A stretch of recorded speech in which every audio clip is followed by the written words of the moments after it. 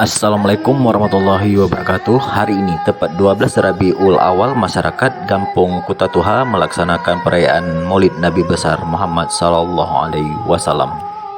Dalam memperingati Maulid Nabi besar Muhammad sallallahu alaihi wasallam, sebagaimana biasanya masyarakat Kampung Kutatuha melaksanakan zikir, salawat, dakwah Islami hingga makan bersama. Dalam hal ini, pemuda Kampung Kutatuha juga ikut terlibat untuk membantu menyukseskan acara tersebut. Dan inilah bentuk kegiatannya. Salam alaika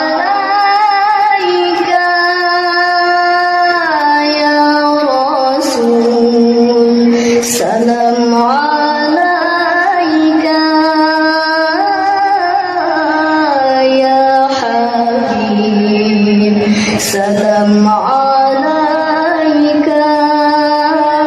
ya Rasul,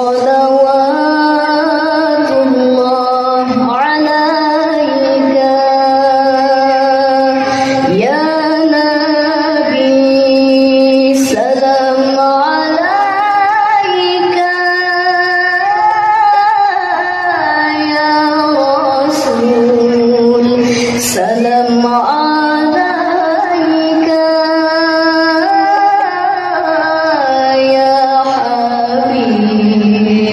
salam